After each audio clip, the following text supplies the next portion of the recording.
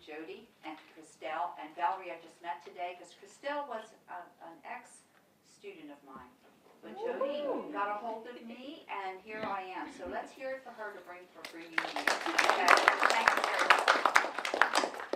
This particular class today, we're going to talk about theater, improvisation, camera work, public speaking, and storytelling.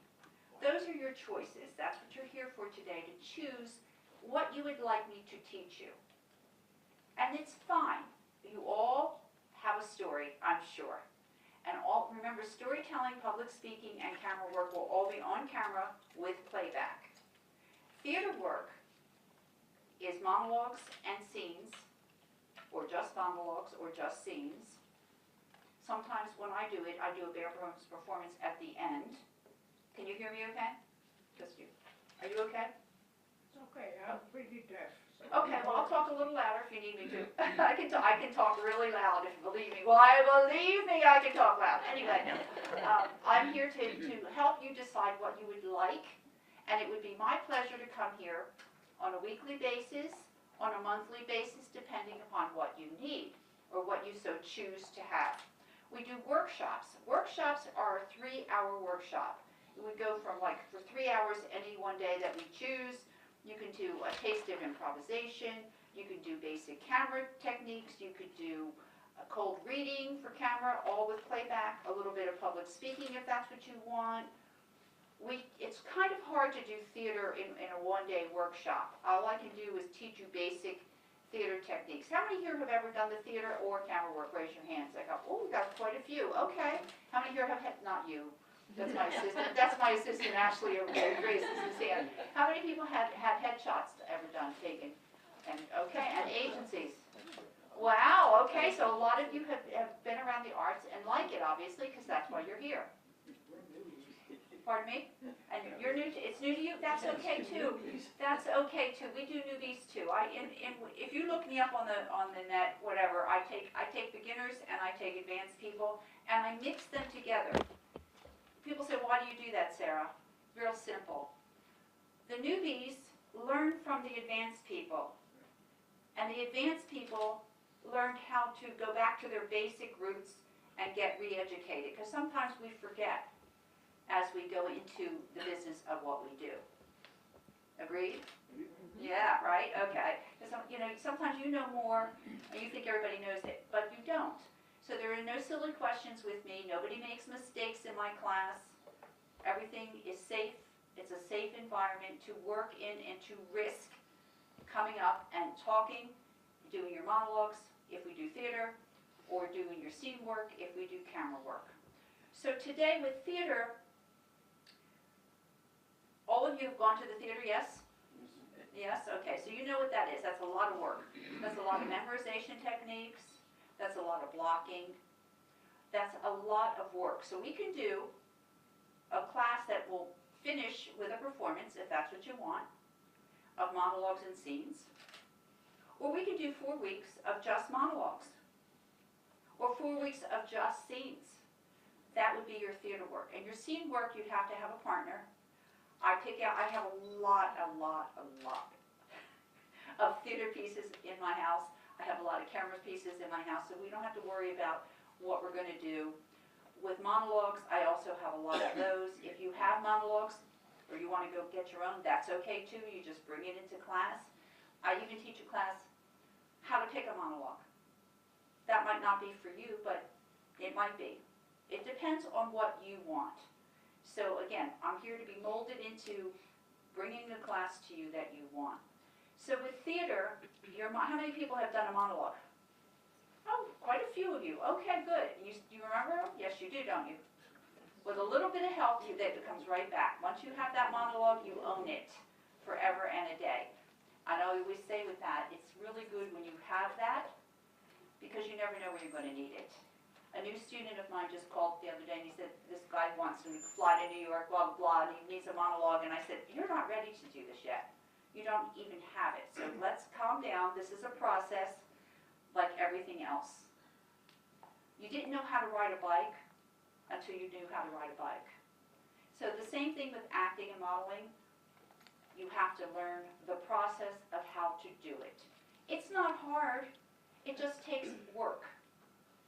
It just takes a little bit of commitment in what you're doing and constantly work. And like I say, every class that I teach, when it comes to theater classes or film and television classes or basic, I give you memorization techniques. And I got these early in my career, before I was teaching, so I assumed everybody got it. Just like I said before, everybody assumes everybody knows what you know, but they don't. So when I started to introduce that into my classes, and people saying, I never saw this before. Even at the acting school in South Florida, my boss, he said he had never seen that before. So I got very lucky that I got somebody to teach me memorization techniques when I began. So I passed that on to all my students, whether it be theater people or camera people. So today, we have two people with us today who are going to give you a taste of monologues. Okay, just a little bit of a taste of the monologues. And we have Christelle, who works here. Hi. You know, she was my past student. They said, oh, you can have Christelle do it. And we have my assistant, who is Ashley Hemmings. So both of them are going to come up and do a monologue for you. Okay? And any questions you have, please hold them to when they towards the end about any of the classes or anything we're doing, so that way the flow and you'll get everything I'm talking about today. Okay? Yeah. Okay, good. Okay, Christelle, do your thing, babe. Hi everyone, how are you? So as you know, you guys know me as the admin assistant for Life Enrichment. Oh, okay. Do I have to say it? Yeah. Okay. Hi everyone. All right, as you know, my name is Christelle Babb, and I am Life Enrichment's admin assistant. And I see many familiar faces, so I'm so happy to see everyone here. And I'm going to perform a monologue for you guys. So, all right. Entitled? So it's from a book called Break the Rules and Get the Part.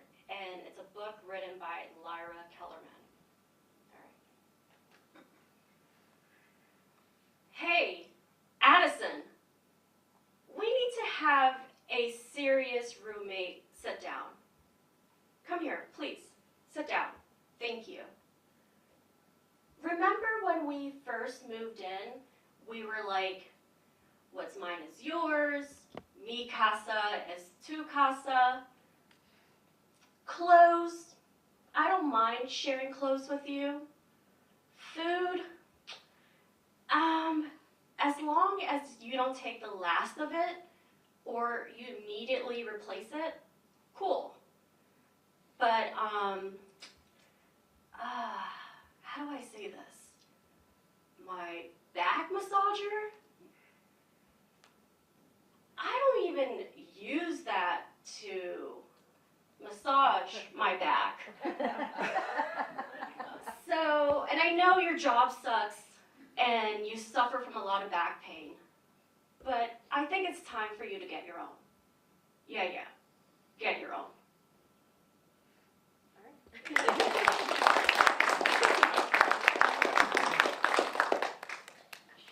And now Ashley. How you doing? I'm Ashley Hemmings. As Sarah said before, I'm her assistant. I've been helping her out for about 2-3 years now. We met about 7 years ago at Art Serve. Back then, you know, she would come in and I would help her set up, and she would teach a bunch of classes, monologues and scenes. She would teach camera classes or speaking classes, and she's been doing it for a long time, and she's real good at it. And you'll see. And I don't know if you've seen some of her. You might have seen some of her students on TV doing commercials or behind us in movies. But yeah, she's been in the industry for a very long time, and she's helped me out a lot too, and I appreciate that. So I try to help her out when I can. So I'm going to perform a monologue called The Rookie Cop. It was written by Adam J. Wahlberg, and I'll be playing the senior cop.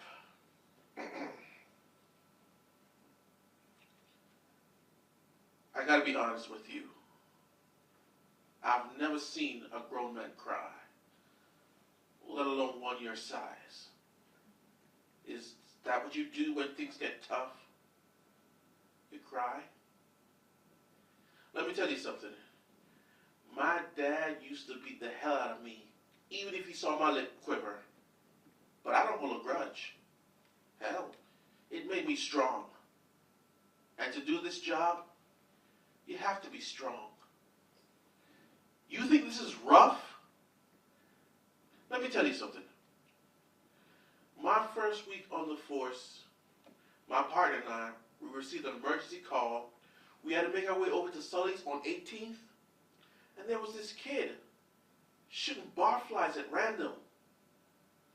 The waitress pouring drinks, she was dead.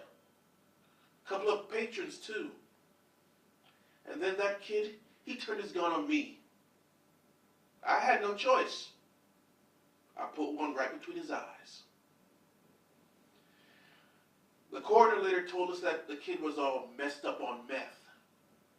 He was 9 years old. I'll never forget his name. His name was Travis Devereaux. Oh my God, why didn't I tell you any of this while we were driving around all day? Because it didn't matter. Who was he? Someone's cousin? Brother? I don't know. I did my job.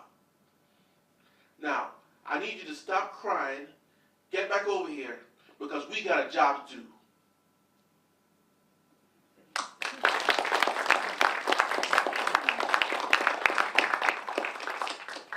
Okay, so as you see, when Christelle started, there's a couple of rules. I only have one really big rule in my class, is like there's none of this.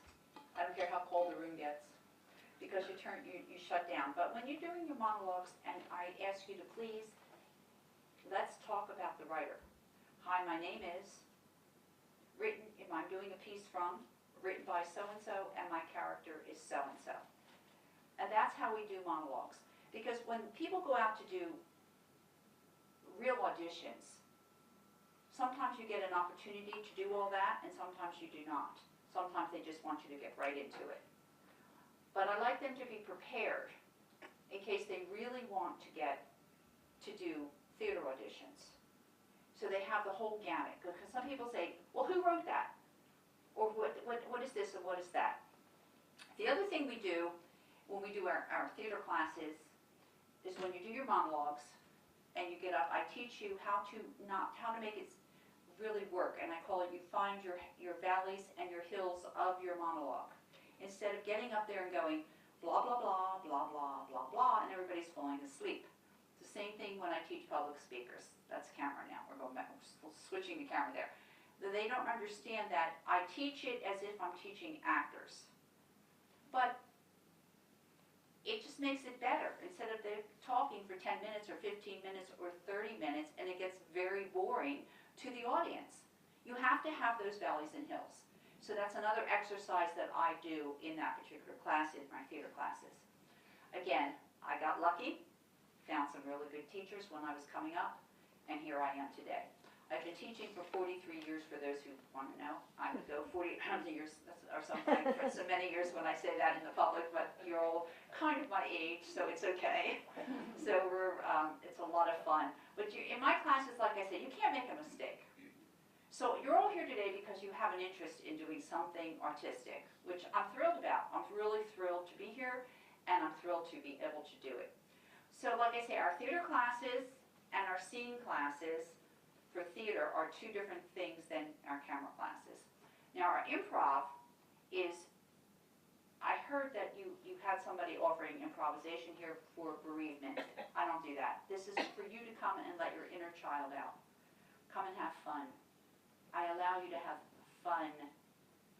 Just have fun. And I teach you about improvisation and how there are rules to improvisation. I have one student going, there's rules to this? Yes, there's rules to improvisation.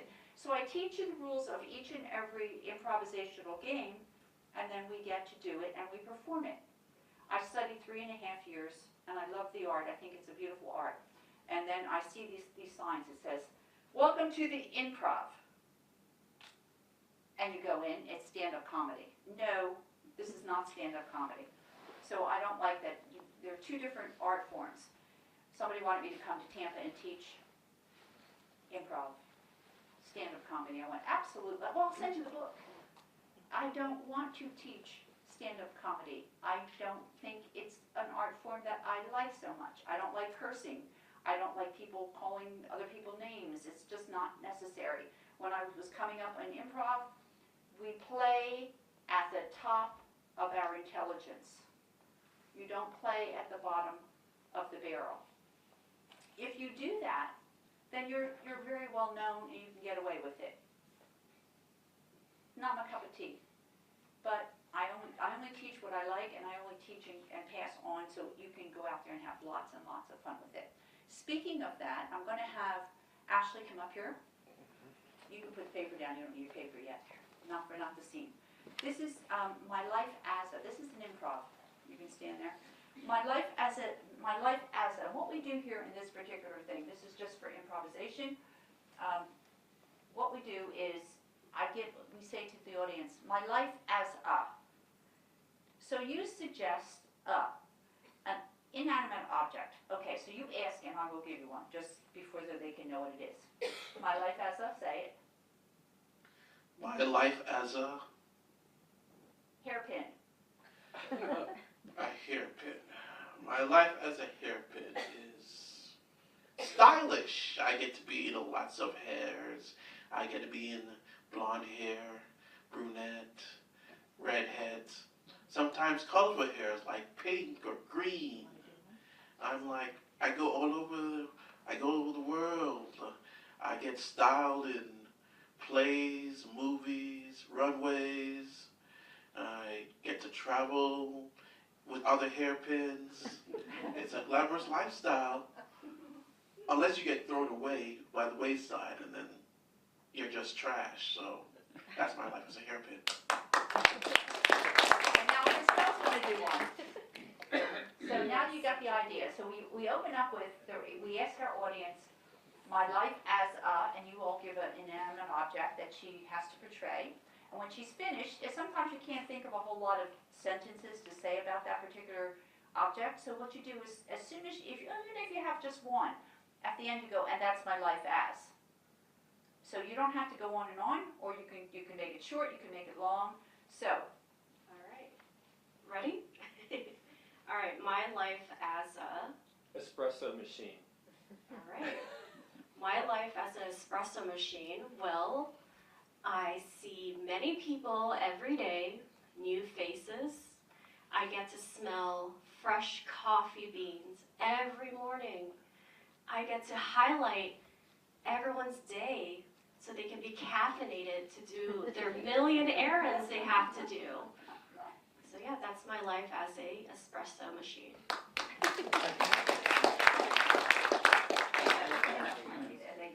Okay, just to be fair, you give me one. Okay, my life as a Ice cream. ice cream. My life as an ice cream. Well, I start off in a cow, and then I get milked out, and then I get processed, and I even have sugar put in me, or pistachio, or cherry, and then I go to the ice cream place, and people come in, and then I become a cone, or I become, something they can have in a little plastic cup with a little spoon and have me. Instead of yogurt, they go with ice cream. And after that, after I'm all ed up, I have to start the process all over again. But boy, do they really like me. And that's my life as ice cream. I don't ever ask them to do anything I cannot do. Okay? Okay, so now that's our improv. So that's just one easy, simple one that we do is my life as I do many, many others. If I had 4 people here today, which I don't think they'd want to do. Now he's going, no, M&M don't want to do anything, okay. But no, I can't take your picture. This is for me. We're doing my camera that he's running. It's just for me. I'm not allowed to take any pictures of you. I was told that, and I will not take any pictures of you. So anyway, We do many different types of improv. A lot of them is just talking to each other as if you're talking every day, as if you're having a conversation. We do improv daily when you're on the phone with people who give you really bad customer service today. I said to an airline one time, I don't know how the Americans got here. I don't know how we got here, but really we get bad customer service. Or none at all, one or the other.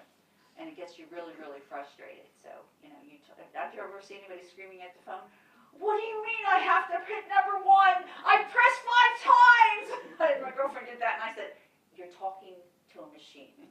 Just stop. So she got so frustrated that she kept calling, and all she kept getting was the machine. But you do improv every day. When you're on the telephone, when you interact at restaurants, when you're ordering drinks, or whatever it is that you're doing. So that's improv. If you just calm down and let it happen, you'll have so much fun doing it. And that's what I said. In improv, we let you take a risk and let that inner child out to play. Because we don't get allowed to do that very often. So that's our improv again. Theater, improv. Now we'll go to camera. So what happens in my camera classes? Simple. You come in, I teach you how to slate for camera. For those of you who know, you know what that is. For those of you who don't, who think you know what that is, you think it's that big clapboard. Because it is. That's also called a slate. But that's slating for the camera. But when an actor slates for the camera, it's usually how tall are you, what's your name, let me have profiles. I teach all that in the basic camera class. And then we do playback. And on these particular classes, in all of my classes, I have a minimum of 5 people, but a maximum of 10. That's it. Because otherwise you won't get any attention. It goes, if you go to, in improv I can probably do 15 to 20. I shouldn't say that. Improv can go a little further. But any camera class, any theater class, the minimum would be 5, and also in those classes minimums of 5, but maximum for camera would be 10. Because it takes a lot of time for you to get up in front of the camera, to do what we're asking you to do, and then play it back on the television for you to see and everybody to see and have a critique. And again, you cannot do anything wrong in my class. All I do is make it better. I take what you've given us and just tweak it a little bit and make it better. Does it always work? No. But we try it again, and we try it a different way. And that's what you do.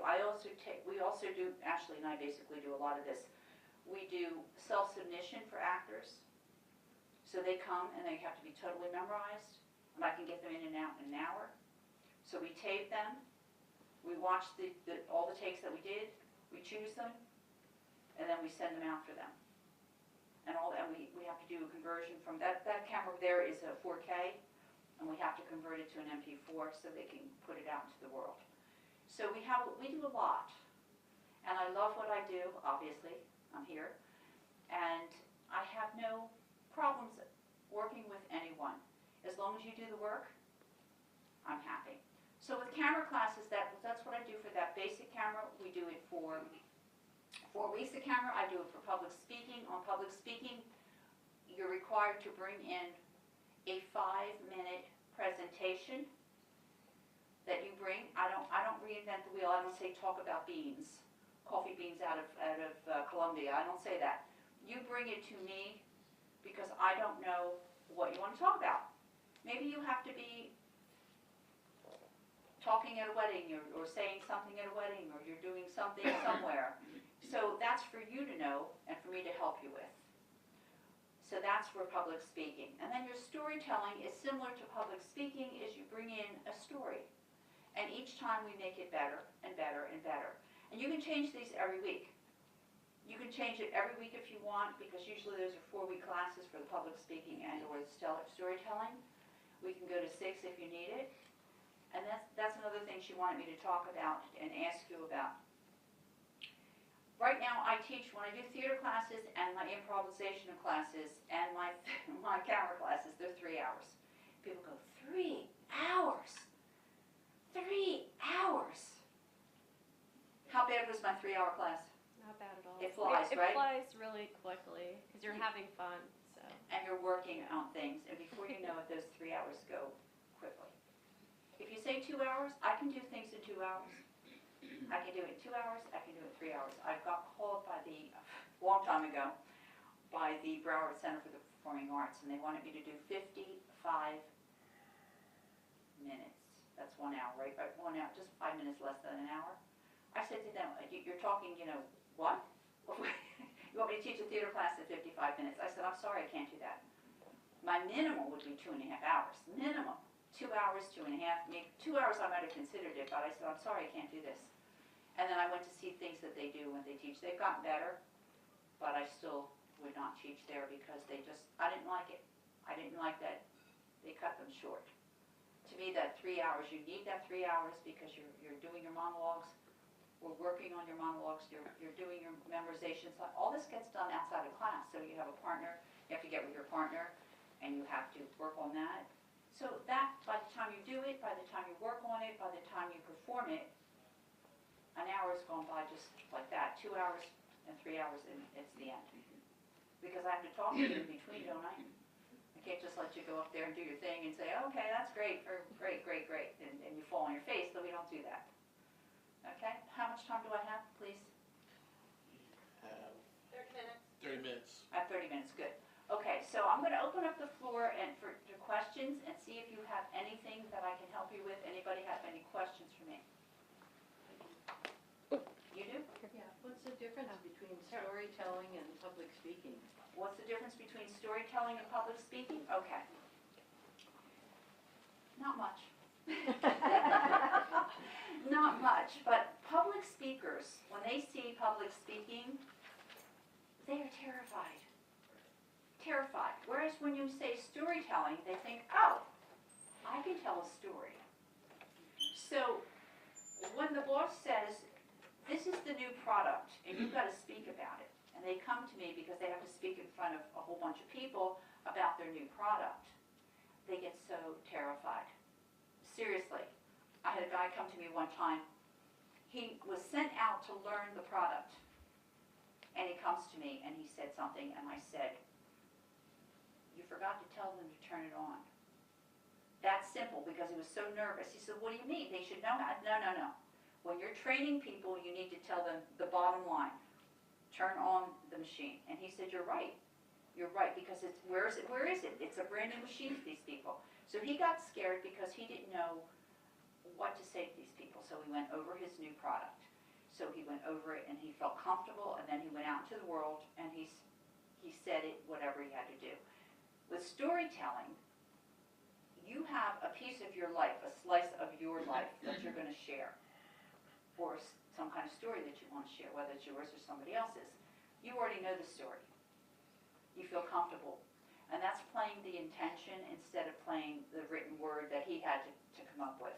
So there's little nuances that are a little different, one from the other, but that was a very good question. But they're very, very similar. Okay? Thank you. You're welcome. So given that, what would you say the difference is between storytelling and stand-up? Oh, there's a big difference between storytelling and stand-up. With stand-up, they're written by line. So they're talking about, who was it that used to always say, take my wife? Was it? Henry Youngman, take my wife or whatever. So, that is written line by line. And they go for, it's called a punchline. They give the punchline, and that's the difference. They have to punch that line to get a laugh. Whereas in public speaking and or storytelling, you're not so much looking for the punchline. You're just telling the story. So now they have story slams. They have story competitions. There's a whole bunch of things out there. I tried to do this years ago, and now it's getting really, really popular. So again, people say they're coming and they don't show up at the class, but again, that's on them.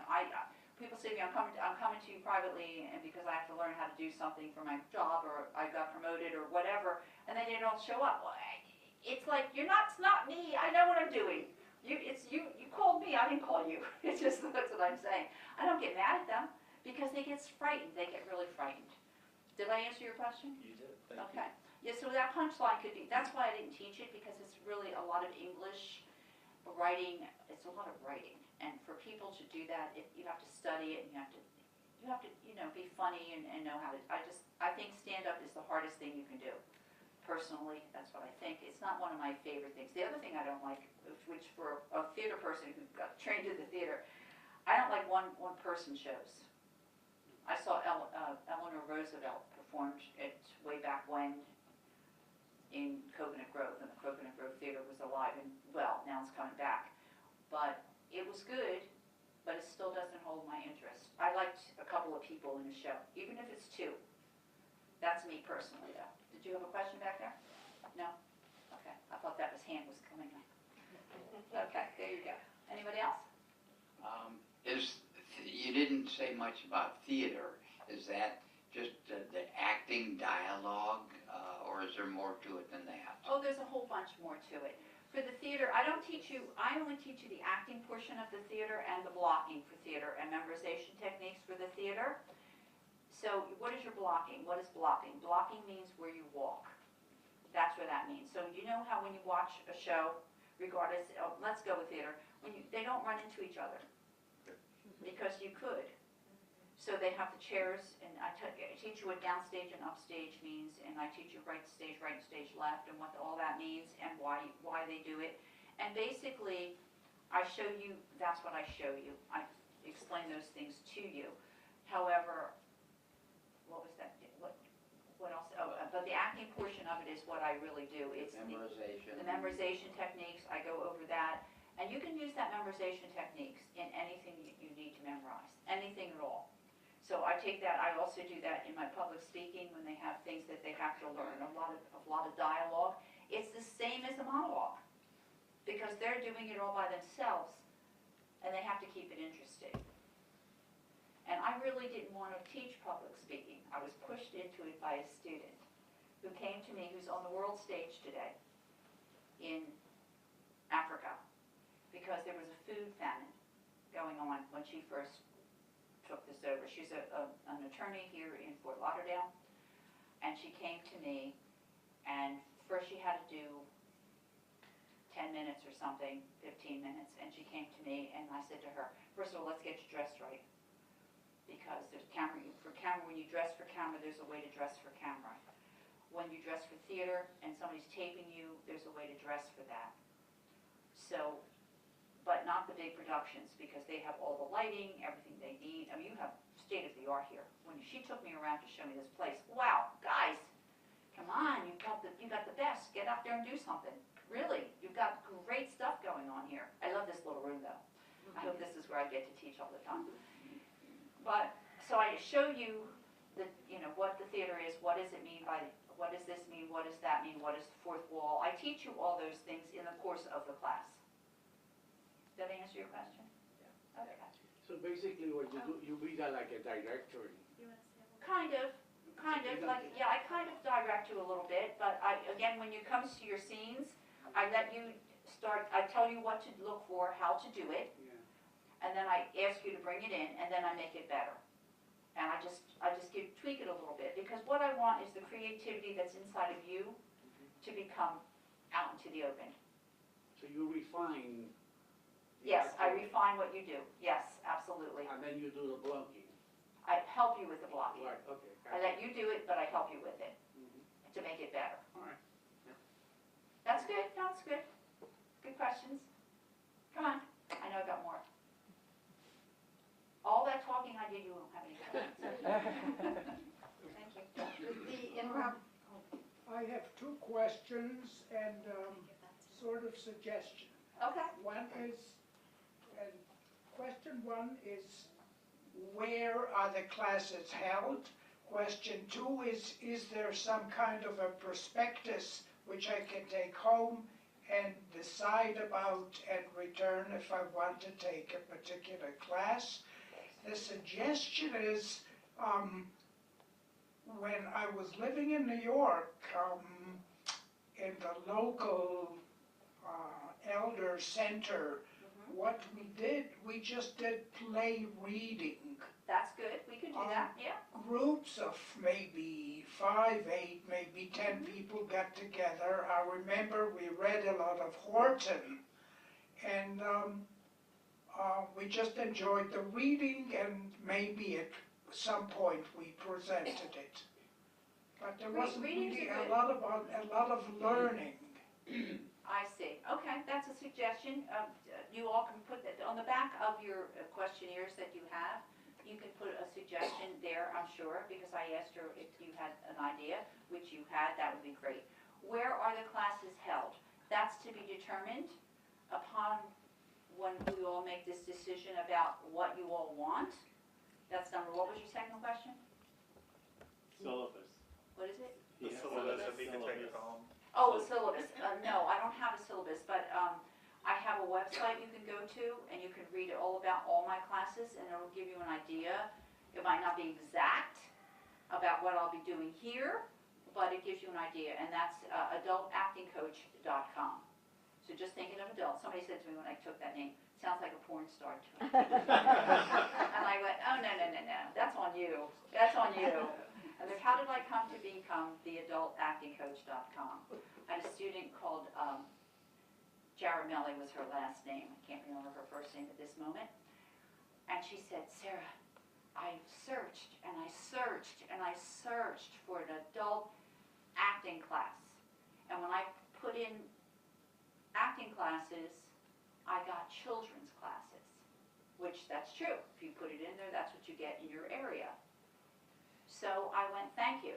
So now we're doing the design, and my designer said, Sara Rogers, do Sara Rogers' website. And I went, okay. In the middle of the night, I popped up out of bed, ran to my desk, and wrote adultactingcoach.com. This is before we went live. So I said to him, he goes, well, that's a weird name. I said, just listen to me, please. Just please listen to me. Just do it. It's the best thing I ever did. Because adult acting coach tells you it's not children. Because it gets really frustrating for them when they're looking for classes that are not just children. So it was a photographer that said that to me. Well, it sounds like a porn. And I went to him, well, that's on you. You got dirty mind. So he was just funny. But yeah, so that's where you can find out. It's just an adult acting coach. I'm not sure they can send it to you if you need it to look it up. And as far as the play readings are concerned, that's a great idea. Do you know there's a lot of free plays that go on to watch new playwrights that come up? I go to see shorts on commercial, and that's 2 or 3 times a year. They have all new productions going on. They do a showcase of all new shows. But that's a good idea. Whether it's a script for a play or a script for a film, it's always nice to hear it out loud. That's what the playwrights and the writers like to hear. And it's called Arts Accelerated. They had that just a couple of weeks ago. A lot of the playwrights were doing it. But that's a good idea. So talk to them about it. Oh, I have the mic. Sorry, Steve. He's got the mic. Is music involved in any of your classes? No, I'm not a musical theater class teacher. I don't do music. I can't sing. I don't pretend I can sing. You don't want to hear me sing. But yes, the musical theater would be great, but no, not in my particular class. But I'm sure that if this program starts to kick off, that she could bring somebody in to do some kind of musical theater for you.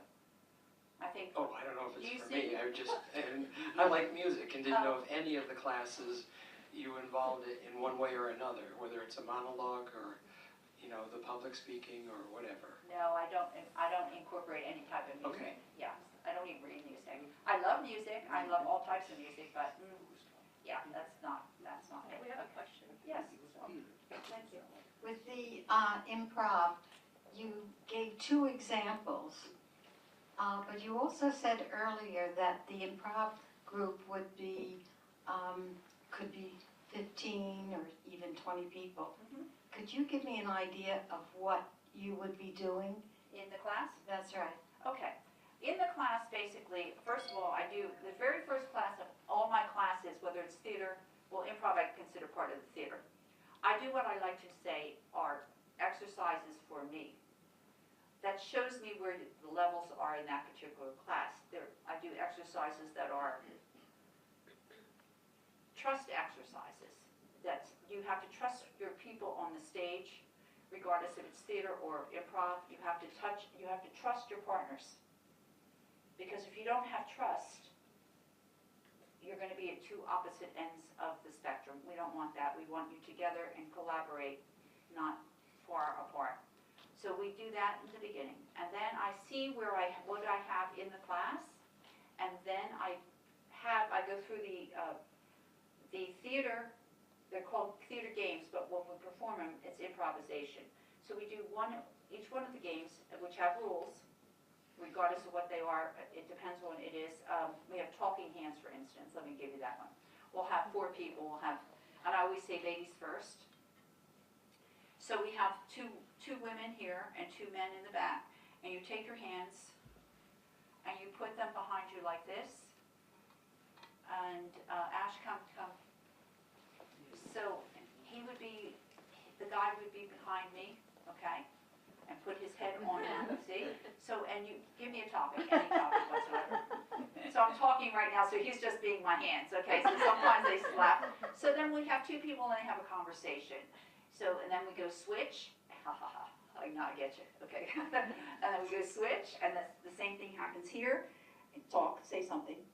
So I like flowers. I love flowers. Flowers are the best. I can stand and smell flowers all day long, and I just love flowers. And I see bees. They love flowers too, and I love bees. I love flowers, and flowers love me, and I just love flowers. Okay, thank you, Ashley. So that's one of the improvisational exercises that we do.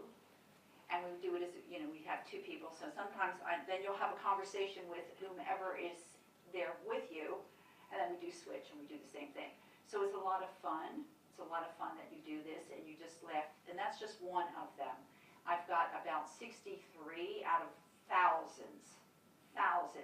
But I have a book that I created that I always create my own. I create my own stuff all the time. I get it from different areas and then I create and then I present. Because it's easier to do it that way, so I'm very clear on what they are, because I cannot remember all of them at all times. There's thousands of improvisations.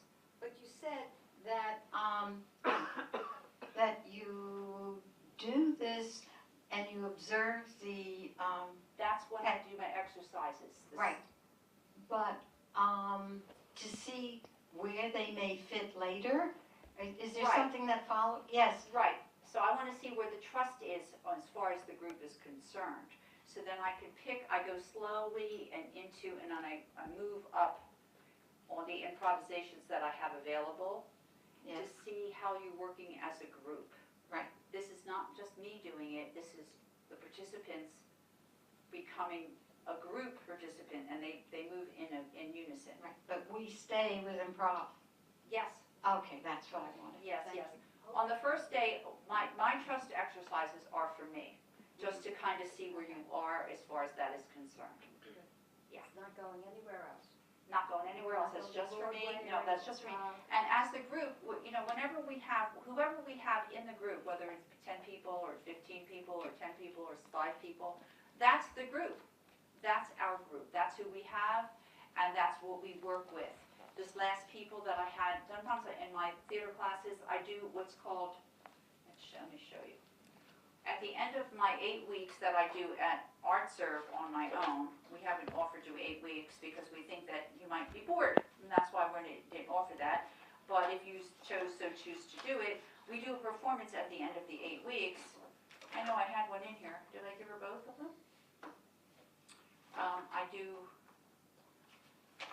It's called Bare Bones Performance, and we'll make sure you have your pictures, and in the inside of the pictures, and then all the stuff that your pictures are there, and it's called, here it is, here's the playbill.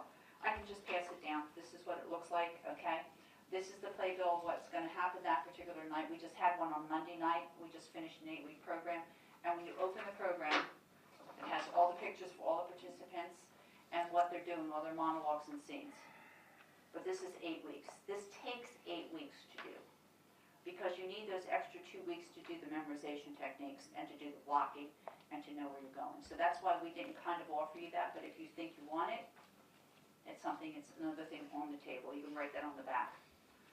Was there another question here? Somebody, yes? One of the things that I thought might be good for this group and age group Okay. would be kind of what he was saying about the play readings, but doing a radio play. That's fun. because then we get the acting in, Mm-hmm. but we don't have to be scared to death about the memorization. That's very true. You can just use, all you have to do is go up here, you'll have your little, what they use music stands. And you turn the pages, and that's really nice too. That's a good thing to do. Yeah, anything that is artistic that you want, this is why we're here today. So please speak up. Please speak up and say that. It would be fine. And again, we'd have to find the radio pieces to do. It's a little bit of research, things we can do or not do, which is fine. Whatever you guys want, this is why we're here. Right? Is that right, Valerie? We have a group here that's an improv group. Okay. I only went to one of their meetings, but they had about 10 people or 12 people, and they meet on a regular basis. And it was interesting. We also had a teacher come in from FAU and do 3 sessions on storytelling. Okay. And we had about 20 people interested in that. I know some are here that participated in that. And then we had just really one session to teach you storytelling, and then a competition, where everybody got up there and told their stories, and then, gave some kind of pretend awards. And the storytelling was nice because everybody has, like you said, everybody has a story to tell, and we learned a lot about the different people and their experiences Of course. during the storytelling, and I liked that and enjoyed that really very much. And I would love to see a longer session on storytelling Okay. and exercise like that. It's very possible. Like I said, whatever you like, we can figure that out. And I'm not adverse to anything that you would like to have done. And if I can't help you, believe me, they'll find somebody who can. It's okay. I'm not here to be beat up or for you to say, oh, I don't like her, or, we're not going to have her here. Whatever works for you guys. This is what, it's about you. It's not about me. It's not about this facility. It's about you. That's why I'm here.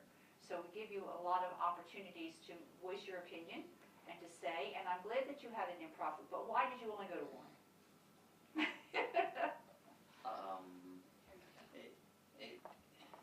I don't mean to be critical. No. You can't judge after one, but it didn't turn me on, although I did say to myself, I should go back a few more times and see what it was like, and I just haven't had a chance to do that. Okay.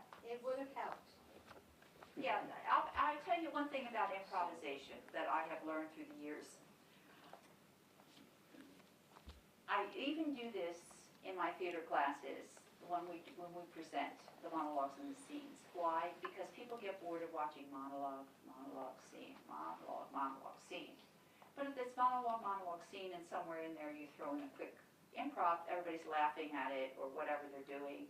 And so there's a couple of ways to do it. As well with improvisation, when I get really stiff students for camera, hi, I'm Sara Rogers. Yes, I'm 5'4". Here's my profiles. Okay, too stiff. You want to be more conversational. You want to be more authentic in who you are. Everybody comes to the table with their own stories, with their own authenticity, and we want to see that. We don't want you to be another person because they're all taken. Just be you.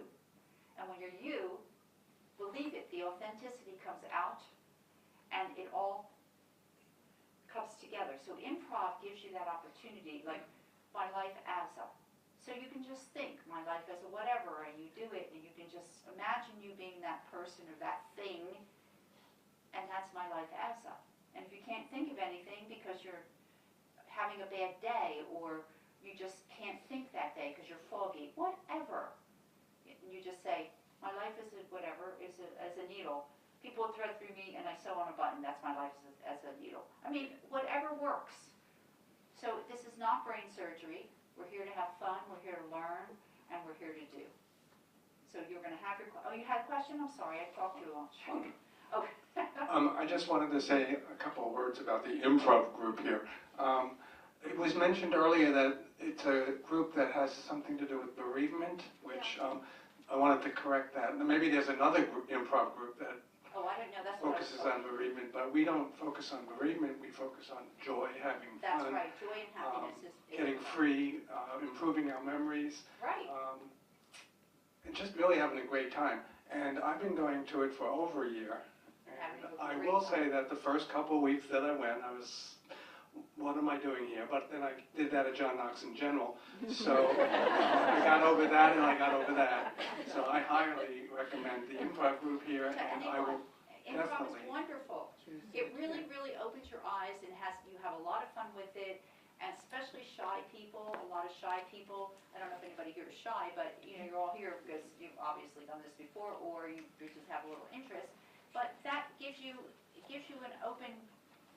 open up a little bit and have fun with that, and you move a little bit more. Like I say, even my people that are really uptight, and I go, just loosen up, go take improv, just start to take improv, whether it's with me or somebody else.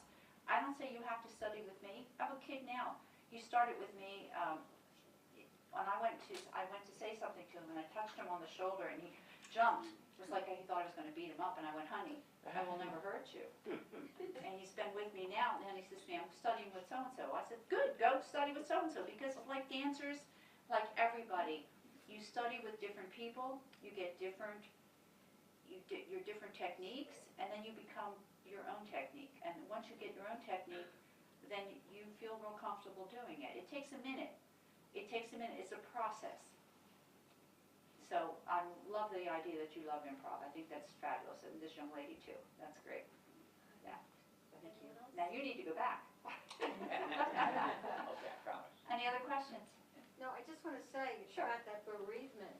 There are 2 bereavement groups here on this campus, but none of them are bereavement improv.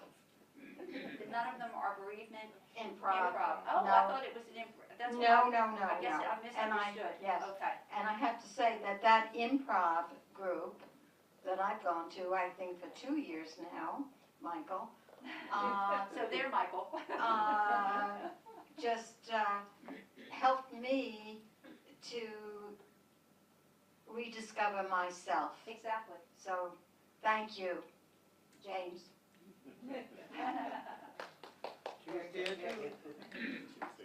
So good. So any other questions?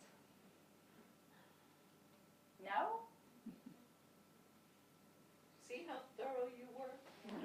Really? I'm amazed. I'm amazed that you don't have any questions at all. Oh, there's one more. Oh, where, one, okay, yes, way. Yes, I'm not sure if I understood or not when you mentioned about theater. And you need to bring your own material, or No. how does that work? No. If you have, some people like to look on the internet and get there, or go to the library.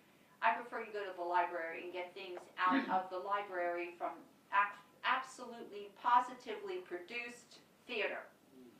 But, as you know, I deal with a lot of different age ranges, and then they go on the internet and they bring me things, and sometimes I find they come with some really nice pieces. So what I do in the class is, class 1, we pick our monologues. If you don't have them, I have a slew of them with me, for men and for women, and we go through them, and you read 2 or 3 of them, and we ask as a group, which one do you think works better for me? And they help you decide which one to do. And then you do that. And then as far as the scenes are concerned, no, I help you pick the scenes. I pick the scenes and help you do that as well. Because like as a new person, I mean, where would you start? Exactly. Well, you start to go to the library and read theater.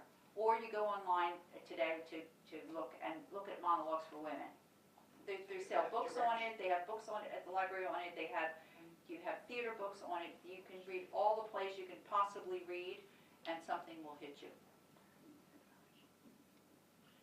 Where would you place something like an excerpt from William Lloyd Garrison's I Will Be Heard? Is that just a... It could be a monologue, but remember with monologues, it has to have a beginning, a middle, and an ending. Okay. If it has an excerpt, that's fine, but you have to have, just as long as it has, now if it doesn't have those criteria, you can always add to finish it or add to start it, but it can't go on forever. It has to be like about no more than 2 minutes.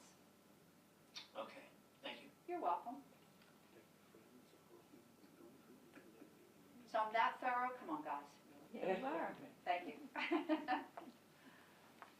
Okay, we got that. Okay, this is going to come to you, everything else for you. And again, if you have some suggestion that is not on there, please fill out something on the back. Do whatever you think is good, and Jody will get back to me, or she won't, and it's okay, whatever. I'm so happy to be here today. This is the first thing they have here in this room, so I feel privileged to be here. So thank you, and namaste. Would you like to take it to think about? Okay.